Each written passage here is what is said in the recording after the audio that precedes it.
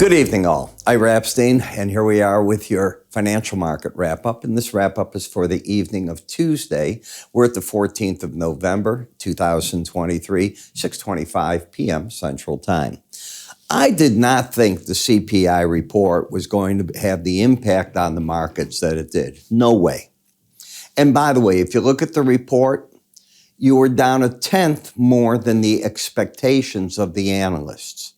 1/10, that's the minimum tick. And yet the market acted like a major event. If you look at the interest rate futures, you actually had a 25 basis point move. That's the equivalent of a Fed rate cut. Hard to believe, isn't it? And that's what happened. You had certain people come out afterwards, Kathy Woods going, deflation next year. We're going to have no inflation. It's going to zero. Okay, Kathy. And you have Jamie Dimon going, no, I think 7% interest rates might still come, and you'll be surprised inflation's going to hang around. So you have your two different ends of the spectrum in terms of philosophy of what the market's going to do. I'm sort of the middle of the road. I look at the market this way. Inflation is falling. It's not galloping lower. It is still here. What the market did today is it said that the Fed need not make a move in December. Even if December's numbers are inflationary, they can say that's a one-off. So for the rest of this year, I now put the chance of getting a rate hike at 0 or very close. Maybe 0 is too extreme, but it's certainly not more than 5 or 10 basis points, 5 points, percentage, nothing like that. So I'm of that opinion. And I think that's what moved the market. The market said, no more of that.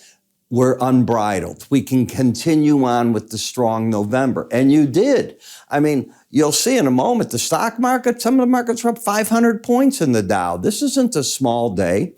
The gold market came back up, but not dramatic.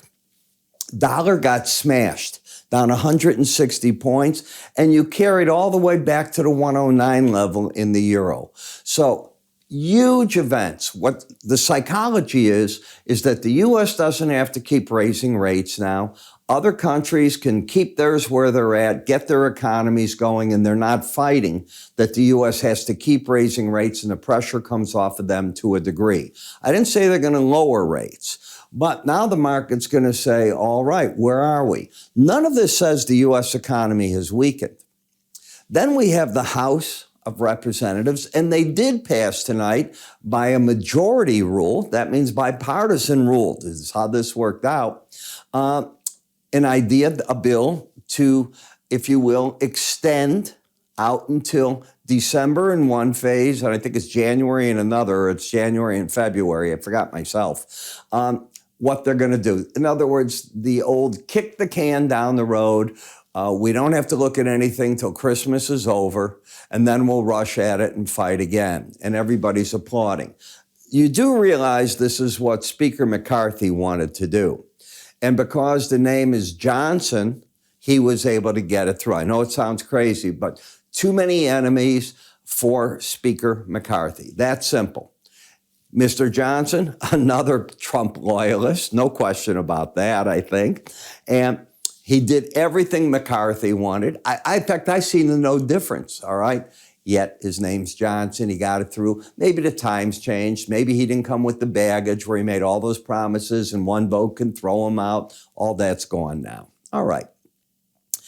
So, stock market, I think that you now have to say that, yeah, the odds, unless something seriously goes wrong with the economy, the odds are what? The Fed is done for the near term, whatever that might mean. It might be permanent. It might be the next series of events are cuts. I've already seen 3 banks saying you're going to get the 2.5 point cuts next year. 2024. So they're going to take it back down to about 3% is the guess by a lot of the banks. Okay, that'll spur the economy on, no question. But I don't know if inflation will go away because of that. So those are things you got to watch. This didn't have an awful big impact on the energy market. The bonds and notes tonight giving a little back, and you'll see why. You had big moves today. So if we take a look at the S&P for the week, it's up 1.94%, and it's back over the 18-day average of closes. week average of closes, a weekly chart. We'll see if it can hold up there. When we look at the day, I'm going to come back a day here. I think it's important. Here you were up today 1.94%. Wow. 85 points in the S&P. And if you take a look, what is the pattern? I see it, and I want to teach it to you. A shoulder, a head. This is called an inverted head and shoulder pattern. And if you pull it and flip it over, if you're coming from 4,400 to roughly 4,100, you got a 300-point move. So easily, I can make a count that distance from the shoulder down here, from the shoulder up to about 4,700 is where that goes before you break this pattern, okay? Another bullish pattern. So when you see our free offerings today, you're going to see chart patterns in some of those, our futures trading kit. You want to get this. This is one of those patterns that you look at. When I take a look at the S&P in terms of the swing line, no trend, or is there a trend? There is no trend. You got a lower low, higher high. You certainly had a vertical move today. You went through the 100-day average as though it didn't even exist. That's not usual, but it also did it back here. It held the zone here, but it's not having the impact that the 200-day is. I find that fascinating. And you were able to get up to now the upper Bollinger Band. Do you buy Bollinger Bands? I want to share with you grammar. N-E-V-E-R, N-E-V-E-R. It's a song. The word is never. You never buy Bollinger Bands. You can take profits against them, but buying them, I teach you never do it, especially even with an embedded reading. No, it doesn't mean you can't go higher, but the odds are the market's going to pull back because it doesn't stay over the band. So it either latches on it and develops what we call a gorilla glue trade. It happened right here on the way down. And it keeps going. That can happen. And by the way, that was accompanied by a bearish embedded reading. You have a bullish reading. So I cannot say that you can't just latch on here and keep going. That's not what I'm saying. You could. Since it was no resistance, maybe it's going to be support on pullbacks, the 100-day average, at the 44.58 level. Wouldn't surprise me. Why not? So do I think the pros will try to nibble on it on breaks there if they get it? I do. So that's the first thing. In the NASDAQ, you have an embedded reading. When you have a bullish embedded reading, where will the surprises be? On the bull side or the bear side of the market, typically? Think about it. This is the strongest bullish reading you can get, so you would expect that any surprises come with that. It's just something that I've learned. Did I think today's CPI report was going to do this? Absolutely not. I was caught going, whoa, look at this go. This morning in my subscriber video, guess what I told all the traders? I had some orders in currencies, and like I said, you got to cancel everything. I put this out at 5:10 in the morning. I was recording. Said, you don't want to go through the report. Anything can happen in these reports. You back away. We take a look right afterwards. Does it offer an opportunity? It was a piece of good advice. Market back up to the upper band. I wouldn't tell you to buy there, but I see the support, probably 15,330. What about the Dow? Up to the Bollinger Band, embedded. I see the support, 34,607 to 34,265. These averages now, the fact that you got over them like that should, in theory, act as support levels on the pullback. In the Russell, for the first time, I'm no longer in the bear camp. For the first time during this whole break. This is from August. The market has now said that the small caps are the place to be. If interest rates have peaked, this is the most undervalued of all these different indices. And the traders jumped on it in a major way. It was up today. I don't remember the last time that I've seen a 5.5% jump in a stock in the Russell, period. Okay, I've seen 4.5s and 5s. I don't recall that. I'm sure it's there.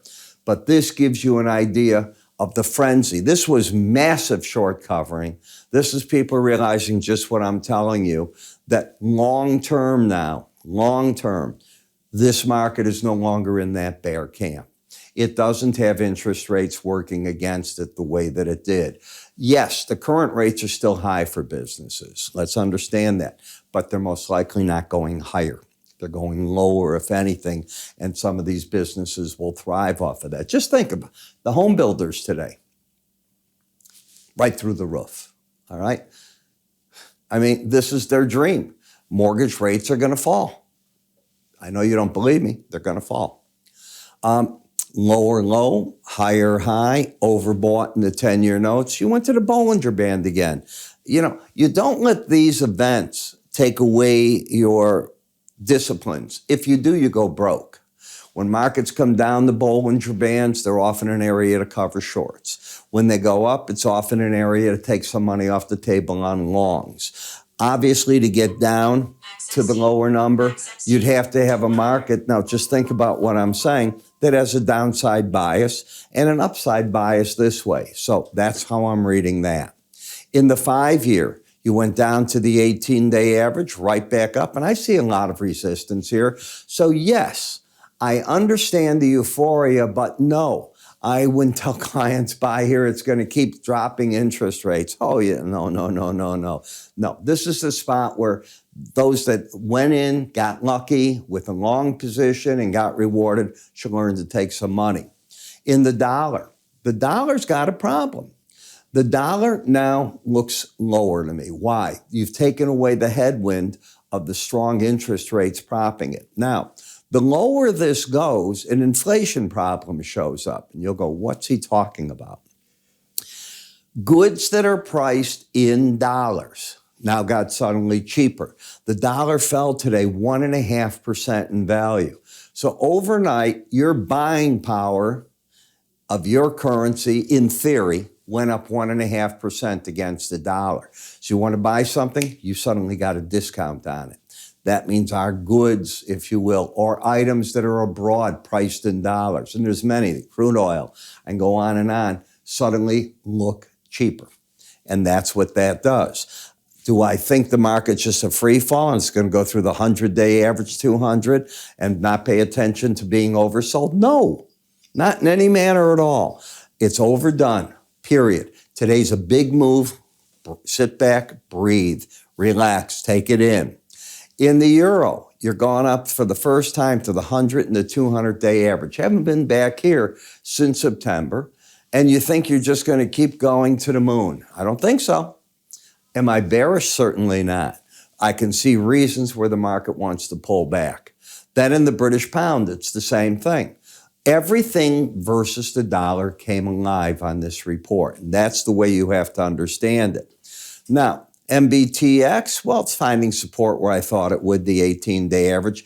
It's working off now and come out of an overbought condition. So it's looking for its legs. Now, if it got a piece of news from the SEC that they're approving ETFs, you'd get a good bounce again because you've worked off that overdone feel to it. In Brent versus WTI oil, no change on this whatsoever. And on the energies, you really didn't do anything. You've lost your embedded reading. You're getting a bounce. The objective is the 100-day average. You got pretty darn close, but didn't quite hit it. Same thing exactly in WTI. You've lost the reading. So before you go under these numbers, I think you'll go to those moving averages both here and right here. That's what I'm expecting. Then we come to the heating oil.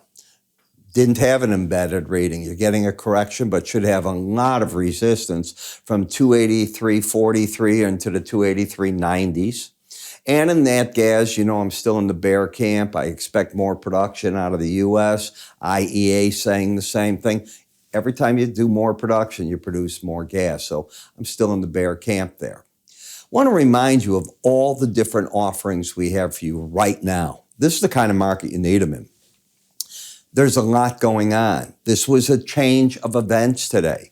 So as this scrolls with you, and this on our website at iraepstein.com under free offers on the top left, you get to see all the different things you can choose from. One of the favorites of mine is our QT charts. Why? Because these price counts are not something you'll see anywhere else. Give you an example. We've just ended coming down in the market in the bonds and the notes. Where might they go? We have one that we did today on it showing people. What this was just showing you as you went down is you choose and decide what you've got and where you've got it. You're going to fill in your name, your email address. That's a part of a cart. It'll come to us within a business day or so. We'll send it to you. So it's iraepstein.com, free offers. Move your cursor up here. You can also see how that works right through there. You give a click on the blue and away you go to everything. I'm Ira. You have yourself a great day, and I'll catch up with you tomorrow. Take care.